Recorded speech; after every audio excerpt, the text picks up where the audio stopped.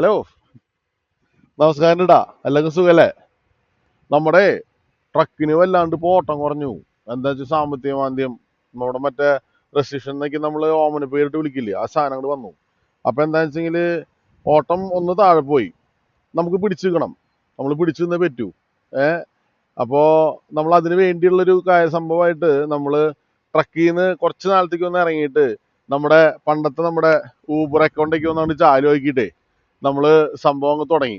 അല്ലാണ്ട് നമുക്കിവിടെ പിടിച്ചു നിൽക്കാൻ പറ്റില്ല. അപ്പോൾ ഞാനിത് തുടങ്ങാനുള്ള കാരണം എന്താണെന്ന് വെച്ചെങ്കിൽ ഞാൻ ഒരു 2 ദിവസം മുമ്പ് ഞാനൊരു സ്ഥലത്തിന് ചെന്ന് കയറുന്നു. ആ ചെന്ന് നിൽക്കുന്ന സമയത്ത് നോക്കിയപ്പോൾ ഒരു ടെസ്ലയുടെ വണ്ടി വന്നിട്ട് കൂളായിട്ട് ഊബർ ഈറ്റ്സ് ഫുഡ് സപ്ലൈ ആ സംഭവം ചെയ്യുക. അപ്പം ഞാനിങ്ങനെ ഇതെൻ്റെ ഒരു കൂട്ടുകാരോട് പറഞ്ഞപ്പോൾ കൂട്ടുകാരൻ പറഞ്ഞ് അവൻ്റെ ഒരു നൈബർ ഉണ്ട്, വെള്ളക്കാരനാ. അയാളുടെ ഔഡി Q5-ലാണ് ഇപ്പോൾ ഊബർ സ്റ്റാർട്ട് ചെയ്തേക്കണേ. കാരണം എന്താ വെച്ചാൽ സാമ്പത്തിക മാന്ദ്യം തന്നെ പ്രശ്നമാണ്, ജോലി ഒരു സംഭവമാണല്ലോ. അപ്പം നമുക്ക് ആ സമയത്ത് നമ്മൾ ഏത് വഴിക്ക് നമ്മളിത് പിടിച്ചു നിൽക്കുക എന്നുള്ളൊരു സാഹചര്യം നമുക്ക് ഇവിടെ വന്നേക്കാണ്. അപ്പം നമ്മളത് ചെയ്യാന്നുള്ളത് തന്നെയുള്ളൂ. അതിനകത്ത് നമുക്ക് പ്രത്യേകിച്ച് വേറെ ഷോർട്ട് കട്ടുകളൊന്നുമില്ല. നമ്മൾ പറ്റാവുന്ന പോലുള്ള പാർട്ട് ടൈം വർക്കുകൾ നമ്മൾ ചെയ്തിട്ട് നമ്മൾ അത് ചെയ്യുക. പാർട്ട് ടൈം വർക്കുകൾ നമുക്ക് ഇഷ്ടമുള്ള പാർട്ട് ടൈം വർക്ക്, മനസ്സിന് സന്തോഷം കിട്ടുന്ന പാർട്ട് ടൈം വർക്കുകൾ നമ്മൾ ചെയ്യുക എന്നുള്ളതാണ്. നമുക്കറിയാവുന്ന പണി വളയം പിടിക്കുക എന്നുള്ളതാണ്. പിന്നെ പണ്ട് ഞാൻ കൊറോണയ്ക്ക് മുമ്പ് ഊബർ ഓടിയിട്ടുള്ള ഒരാളാണ്. അപ്പോൾ അതുകൊണ്ട് തന്നെ കൊറോണ സമയത്ത് പിന്നെ നിർത്തി, പിന്നെ ഓടിയില്ല. വീണ്ടും നമ്മൾ അക്കൗണ്ടേക്കും സെറ്റാക്കി എന്നുള്ളതാണ്. മനസ്സിലായ? അപ്പോൾ നിങ്ങളും എല്ലാവർക്കും ഈ സാമ്പത്തിക മാന്ദ്യം വരാൻ പോവാണ്.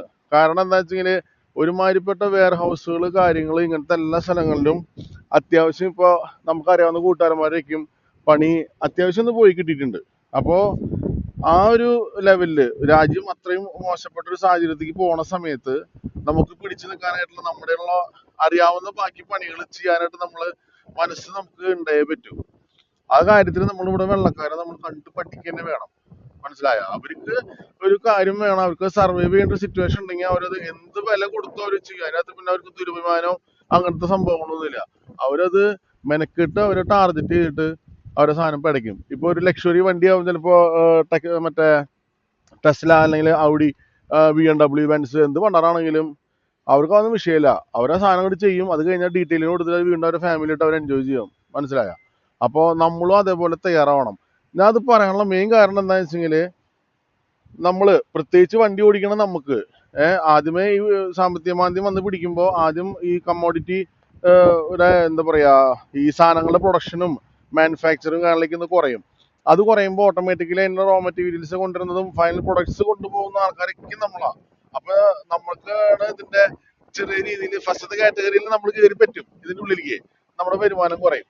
അപ്പൊ നമ്മൾ ഈ ദുരഭിമാനം നോക്കി വെച്ചിട്ട് ഞാൻ ട്രക്ക് ഓടിക്കുള്ളൂ, അല്ലെങ്കിൽ ഞാൻ ഇന്ന ജോലി ചെയ്യുന്ന ആളാണ്, അപ്പൊ അത് മാത്രമേ ഞാൻ ചെയ്യുള്ളൂ, എന്റെ ഡിഗ്രി അയ്യോ പിയ്യോ എന്നിട്ട് ഇരുന്ന് കഴിഞ്ഞാൽ ആ ഇരിക്കലേ നമ്മൾ ഉണ്ടാവുള്ളൂ. അത് കാരണം കൊണ്ട് നമ്മൾ ഒരു കാരണവശാലും ഈ സമയത്ത് ദുരഭിമാനം അത് പറയാൻ കാരണം വെച്ചെങ്കിൽ പ്രത്യേകിച്ച് നമ്മുടെ മലയാളികൾക്കുള്ളൊരു കുഴപ്പമാണത്. ഞാൻ ഇത്രയും പഠിച്ചിട്ടുണ്ട്, ഞാൻ ഇത്രയും ചെയ്തിട്ടുണ്ട്, ഞാൻ വലിയ തറവാട്ടുകാരനാണ്, ഞാൻ വലിയ കുടുംബക്കാരനാണ്, അപ്പൊ എനിക്ക് ഇതൊന്നും ശരിയാവോ, ആരെങ്കിലും അറിഞ്ഞു കഴിഞ്ഞാൽ നാണക്കേടല്ലേ എന്ന് പറയുന്നത്. ഇപ്പൊ ഞാനിവിടെ ഇപ്പോൾ ഊബർ ഓടിക്കാൻ പോവാന്ന് പറഞ്ഞിട്ട് എനിക്ക് ആകാശം മുകളിൽ തന്നെ ഉണ്ട്, ഇടിഞ്ഞു വീണിട്ടൊന്നുമില്ല. മനസ്സിലായ? നമ്മുടെ സാഹചര്യത്തിനെ സർവൈവ് ചെയ്യാനുള്ളൊരു മനസ്സ് നമുക്കുണ്ടാവണം. പ്രത്യേകിച്ച് നമ്മുടെ മലയാളികൾക്ക് ഒരു റേഞ്ച് വിട്ട് താവാനൊക്കെ കുറച്ചൊരു ഒരു ഒരു മിഥ്യാധാരണയുണ്ട്. ആത്മാഭിമാനം നമുക്ക് വളരെ നല്ലതാണ്. അതൊരു ദുരഭിമാനമായിട്ട് മാറാതിരിക്കാനായിട്ട് നമ്മൾ മാക്സിമം ഒന്ന് ശ്രദ്ധിക്കുന്നത് നന്നായിരിക്കും. അതുപോലെ തന്നെ വേറൊരു കാര്യം എന്താ വെച്ചെങ്കിൽ ഈ ഒരു സമയം നമുക്ക് ജോലി മാറാനായിട്ട്, ഇപ്പൊ നമ്മുടെ കമ്പനിയിൽ ജോലി ഇല്ലാന്ന് പറഞ്ഞിട്ടെന്നാ വേറെ കമ്പനിയിൽ പോയി കഴിഞ്ഞാൽ നല്ല ജോലി കിട്ടും, ഓട്ടം കിട്ടും എന്നുള്ളൊരു പ്രതീക്ഷയൊന്നും നമുക്ക് വേണ്ട. എല്ലായിടത്തും ഇതാണ് സംഭവം. അപ്പോൾ നമ്മൾ ഒരു പക്ഷേ ഇപ്പോൾ അടിപൊളിയായിട്ട് ജോലി കിട്ടുമെന്ന് വിചാരിച്ചിട്ട് നമ്മൾ ചെന്നിട്ടേ നമുക്ക് ചിലപ്പോൾ അതൊന്നും കിട്ടില്ല എന്ന് വരും. അപ്പോൾ അത് കാരണം കൊണ്ട് എല്ലാ കമ്പനിയിലും സീനിയോറിറ്റിയും പ്രശ്നങ്ങളും കാര്യങ്ങളൊക്കെ ഉണ്ട്. അതുകൊണ്ട് മര്യാദയ്ക്ക് നിൽക്കുന്ന സ്ഥലത്ത് നിന്ന് ഉള്ള പണി ചെയ്യുകയാണെങ്കിൽ അതനുസരിച്ചുള്ള ബെനിഫിറ്റും കാര്യങ്ങളും നമുക്ക് കിട്ടും, ആ പ്രയോറിറ്റിയും കാര്യങ്ങളും. കാരണം എൻ്റെ കൂട്ടുകാരന്മാർ ജോലി ചെയ്യുന്ന കമ്പനിയിൽ നിന്നൊക്കെ ഓൾറെഡി നോട്ടീസ് വരൽ കഴിഞ്ഞു. അതായത് അടുത്ത ഒരു 2-3 മാസത്തേക്ക് നമ്മൾ പ്രശ്നത്തിലാണെന്നും അതുകൊണ്ട് തന്നെ ഇവിടെ ജോലി പ്രശ്നമാണെന്നും നിങ്ങളെല്ലാം സഹകരിക്കണം എന്ന് പറഞ്ഞിട്ട് പുതിയ റിക്രൂട്ട്മെന്റ് വരെ ഞങ്ങൾ നിർത്തിയിട്ടിരിക്കുകയാണ്. അത്രയും ഞങ്ങൾ സഹകരിക്കുന്നുണ്ടെന്നും പറഞ്ഞിട്ട് കമ്പനിയിൽ നിന്ന് വരെ ലെറ്ററും എല്ലാം കിട്ടൽ കഴിഞ്ഞിട്ടുണ്ട്. അപ്പൊ അത് കാരണം കൊണ്ട് നമ്മൾ ശ്രദ്ധിക്കുക. സാമ്പത്തിക മാന്ദ്യം വരാത്ത കമ്പനിക്കാര് സന്തോഷിക്കണ്ട. നമ്മുടെ തൊട്ടു പുറകിലുണ്ട് സാധനം. എനി ടൈം നമ്മളെ പിടിക്കാം ഈ സാധനം. അതുകൊണ്ട് നമ്മൾ ബി പ്രിപ്പയർ. നമ്മൾ വേറൊരു ഏതെങ്കിലും അറിയാവുന്നൊരു പാർട്ട് ടൈം ജോലിയോ അല്ലെ ക്ലീനിങ് ജോലി ആയിരിക്കാം, അല്ലെങ്കിൽ ഫുഡ് ഡെലിവറി ആയിരിക്കാം, അല്ലെങ്കിൽ ഞാനിപ്പോൾ ചെയ്യണ പോലെ ഊബർ. ഈ ഊബറൊന്നും ഒരിക്കലും തരം താന്നൊരു ജോലിയല്ല. കാരണം ടാക്സി ഓടിച്ചിട്ട് അല്ലെങ്കിൽ ഊബർ ഓടിച്ചിട്ട് മാത്രം ഇവിടെ അന്തസ്സായിട്ട് കുടുംബം നോക്കി വീടും മേടിച്ച് അടിപൊളിയായിട്ട് പോണ ആൾക്കാർ ഇവിടെ ഉണ്ട്, ലാവിഷായിട്ടുണ്ട്. അപ്പൊ പിന്നെ നമുക്കും ഇത് ചെയ്യാനായിട്ട് ഒരു രീതിയിൽ നമ്മൾ ഒരു ഇതും വിചാരിക്കേണ്ട കാര്യമില്ല. നമ്മളത് ചെയ്യുക. അപ്പൊ നമുക്ക് മിനിമം നമ്മളിപ്പോ ഇത് കടന്നു പോണ ഒരു സമയം നമുക്ക് സർവൈവ് ചെയ്യാൻ പറ്റും. അതുപോലെ തന്നെ പറയാനുള്ള വേറെ കാര്യം എന്താ വെച്ചെങ്കിൽ, ഇപ്പൊ നമ്മള് പലരും ചോദിക്കുന്ന കാര്യമുണ്ട്, കാനഡയിലേക്ക് വന്നിട്ട് വിസിറ്റിംഗ് വിസ വന്നിട്ട് വർക്ക് പെർമിറ്റിലേക്ക് മാറുന്ന ആ ഒരു പ്രൊസീജിയർ ചോദിക്കുന്നുണ്ട് പല ആൾക്കാരും.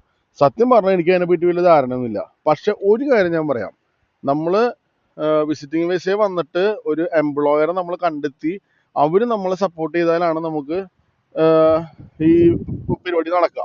അപ്പൊ നമ്മളിപ്പോ ഈ ഉള്ള സാഹചര്യത്തിൽ ഇവിടെ തന്നെ ഉള്ള ആൾക്കാർക്ക് ജോലി കിട്ടാനും ജോലിക്ക് കുറച്ച് ബുദ്ധിമുട്ട് നേരിടുന്ന സമയത്ത് ഒരു പുതിയൊരാൾ വിസിറ്റിംഗ് വിസ വന്നു കഴിഞ്ഞാൽ എത്രത്തോളം ആൾക്കത് പ്രാക്ടിക്കൽ ആവും അല്ലെങ്കിൽ ഈസി ആവും എന്നുള്ളത് ചിന്തിക്കുക. പണ്ട് ഒരു പക്ഷേ ഇപ്പോൾ പറയാണ്, ഇപ്പോൾ ഒരു വിസിറ്റിംഗ് വിസയിൽ വർക്ക് പെർമിറ്റിക്ക് നമുക്കിത് ഇത്രയും ഗ്യാപ്പുള്ളൂ ആക്കാനായിട്ട്, ഇത്ര ഗ്യാപ്പുള്ളൂ. ഇപ്പം ആ ഗ്യാപ്പ് വരാൻ പോകുന്ന ഇത്രയാണ്. അപ്പൊ ഇത്രയും വലിയ ഗ്യാപ്പിലേക്ക് ചാടാനായിട്ട് നമ്മൾ തയ്യാറാവണോ വേണ്ടെന്നുള്ളത് നമ്മൾ തീരുമാനിക്കുക. അപ്പൊ അത് വലിയൊരു കാര്യം. കാരണം കുറെ ആൾക്കാർ ഇപ്പോൾ ഗൾഫിൽ നിന്നാണെങ്കിലും പല പല ഫീൽഡുകളിലേക്ക് ഇങ്ങനെ ചോദിക്കുന്നുണ്ട്. അപ്പോ അതൊക്കെയും നന്നായിട്ട് സൂക്ഷിച്ചിട്ട് മാത്രം നമ്മൾ യുവാക്കൾ ചെയ്യുക. പിന്നെ എന്ത് സാമ്പത്തിക മാന്ദ്യമാണെങ്കിലും എന്താണെങ്കിലും ഒരു ദൈവാനുഗ്രഹം എന്നുള്ള സാധനം ഉണ്ട്. മോളിൽ നിന്ന് ദൈവം വിചാരിച്ചു കഴിഞ്ഞാല് ഈ സമയത്ത് നമ്മൾ കൂളായിട്ട് രക്ഷപ്പെടും. അപ്പൊ അതും ഇതിനകത്ത് വലിയൊരു ഫാക്ടറാണ്. അത് ഏത് മതത്തിലുള്ള ആയിക്കോട്ടെ, ഏത് ആൾക്കാരായിക്കോട്ടെ, ഒരു ദൈവവിശ്വാസം കാര്യങ്ങളിലേക്ക് ഉണ്ടാവും, എല്ലാവർക്കും ഉണ്ടാവും. അപ്പൊ ദൈവം എന്നുള്ള ആ ഒരു ശക്തി. അപ്പോ അങ്ങോട്ട് വിചാരിച്ചു കഴിഞ്ഞാല് ഇതൊക്കെ ഓക്കെയാണ്. നമുക്ക് എത്ര സാമ്പത്തിക മാന്ദ്യമാണെങ്കിലും സർവൈവ് ചെയ്യും നമ്മൾ കാര്യങ്ങൾ.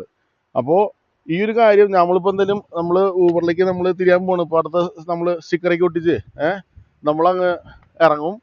അപ്പോ സാമ്പത്തിക മാന്ദ്യം വരുന്നു, നമ്മൾ ടെൻഷൻ അടിക്കേണ്ട ആവശ്യമില്ല.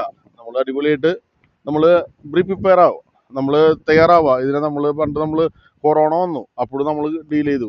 നമ്മുടെ നാട്ടിൽ പ്രളയം വന്നു, അപ്പോൾ ഡീൽ ചെയ്തു. പിന്നെ 2008 കാലഘട്ടങ്ങളിലേക്ക് നമ്മുടെ നാട്ടിൽ നമുക്ക് സാമ്പത്തിക മാന്ദ്യം വന്നിട്ടുണ്ട്. പക്ഷെ അന്ന് അത്ര കണ്ട് എഫക്ട് ചെയ്തില്ല, ഇന്ത്യനെ എഫക്ട് ചെയ്തിട്ടില്ല. പക്ഷെ ഇനി അത് എഫക്ട് ചെയ്യുമെന്നുള്ളത് അറിയില്ല. പക്ഷെ എന്തായാലും ഇവിടെ അത്യാവശ്യം പണി തുടങ്ങിയിട്ടുണ്ട്. അതുപോലെ തന്നെ ബാക്കിയുള്ള കുറെ രാജ്യങ്ങളിലും സ്പെഷ്യലി നോർത്ത് അമേരിക്കൻ കൺട്രീസൊക്കെ ഇതിന്റെ പിടിയിൽ ആയി തുടങ്ങി നന്നായിട്ട്. അപ്പൊ അതിൻ്റെതായ ബുദ്ധിമുട്ടുകളുണ്ട്. നമ്മുടെ കുറെ കൂട്ടുകാരന്മാരെ വണ്ടികളേക്കും 1-2 ആഴ്ചയായിട്ട് കയറ്റിട്ടേക്കുക. അപ്പോൾ എല്ലാവരും ഇതുപോലെ എന്തെങ്കിലുമൊക്കെ ഒരു പാർട്ട് ടൈം ആയിട്ട് പിടിച്ചു നിൽക്കാൻ വേണ്ടിയിട്ടുള്ളൊരു സാഹചര്യത്തിലേക്കാണ് ഇപ്പൊ ആൾക്കാർ നിൽക്കുന്നത്. അതുപോലെ തന്നെ പ്രത്യേകിച്ച് ഈ സമയത്ത് പറയാനുള്ള കാര്യം എന്താ വെച്ചാൽ, എൻ്റെ ഒരു കൂട്ടുകാരൻ ഒരു പ്ലാൻ പറഞ്ഞതിനോട് ഒരു പുതിയൊരു കാർ മേടിക്കാൻ പോകാൻ. അവൻ്റെ വണ്ടിയെല്ലാം ഒരു വണ്ടി ഉണ്ട്, ആ വണ്ടി പെയ്ഡ് ഓഫ് ആയി, അതായത് ലോണൊക്കെ അടഞ്ഞു തീർന്നു. എന്നാൽ പിന്നെ അടുത്തൊരു വണ്ടി എടുത്താലോ എന്നുള്ളൊരു പ്ലാൻ പറഞ്ഞു. നല്ല വണ്ടിയും കണ്ടു. ഷോറൂമിൽ പോയിട്ട് കണ്ടതിന് ശേഷം എന്നെ വിളിക്കണേ. ഞാൻ പറഞ്ഞു, അളിയാ ഇതിങ്ങനെ ചെറിയൊരു പ്രശ്നം വരണുണ്ട് കേട്ടാ, ഒന്ന് ശ്രദ്ധിച്ചോ എന്ന് പറഞ്ഞു. അപ്പോൾ പറഞ്ഞു, അത് കുഴപ്പമൊന്നുമില്ലടാ, നമ്മുടെ കമ്പനിക്ക് അങ്ങനത്തെ കുഴപ്പമൊന്നുമില്ല. കൊറോണ വന്നപ്പോൾ ഞങ്ങൾക്ക് നല്ല ഓട്ടമായിരുന്നു, ഒരു കുഴപ്പമുണ്ടാവില്ല എന്ന് പറഞ്ഞു. അവന്റെ വണ്ടി ഇപ്പൊ 2 ആഴ്ചയായിട്ട് ഓടിയിട്ടില്ല. അപ്പൊ അവൻ എന്നെ വിളിച്ച് പറയണ, അളിയാ നീ പറഞ്ഞ കാരണം കൊണ്ട് ഞാൻ ആ പ്രോഗ്രാം ഹോൾഡ് ചെയ്തു, ആ പരിപാടി. അതുകൊണ്ട് ഇത് നഷ്ടപ്പെട്ടു, അല്ലെങ്കിൽ ഇപ്പൊ അതിനും കൂടിയുള്ള കാശും കൂടി ഞാൻ ചെയ്യേണ്ട വന്നേനെന്ന് പറഞ്ഞു. ഞാനിത് പറഞ്ഞത് എന്തിനാ വെച്ചെങ്കിലേ, നമുക്ക് എന്താ പറയാ, ഞാൻ പറഞ്ഞിട്ട് അങ്ങനെ അങ്ങനെ പറയാനല്ല. നമുക്കിതൊരു പാടാണ്. അതായത് നമുക്ക് വലിയ വലിയ ബന്ധങ്ങളിലേക്ക് പോണ രാമൻകുട്ടി എന്നൊരു പടത്തില് ആരും ചോദിക്കണ പോലെയാണ് ഇത്. തൽക്കാലം ഒന്ന് ഹോൾഡ് ചെയ്ത് വെക്കുന്നത് നന്നായിരിക്കും. അത്യാവശ്യമില്ലാത്ത കാര്യങ്ങളാണെങ്കിൽ നമ്മളെ കൊണ്ട് സർവൈവ് ചെയ്യാൻ പറ്റുന്ന ഉറപ്പുണ്ടെങ്കിൽ നമുക്ക് ചെയ്യാം. അല്ലാത്തൊരു സമയമാണെന്ന് വെച്ചെങ്കിൽ നമ്മൾ തൽക്കാലത്തേക്ക് അതൊന്ന് ഹോൾഡ് ചെയ്ത് വെച്ച് കഴിഞ്ഞാല് അത്രയും നമുക്ക് ഈ സമയത്ത് കടന്നു പോകുമ്പോൾ ബാധ്യത നമ്മുടെ ഇവിടുന്ന് നമുക്ക് മാറ്റി വയ്ക്കാൻ പറ്റും കേട്ടാ. അപ്പോ നമ്മുടെ വീഡിയോസേക്കും വളരെ സന്തോഷമുണ്ട്. നമ്മൾ വളരെ ഹാപ്പിയാണ്. നിങ്ങൾ ഹാപ്പിയാന്ന് വിചാരിക്കുന്നു. അപ്പൊ ശരി കേട്ടാ, ഓക്കെ.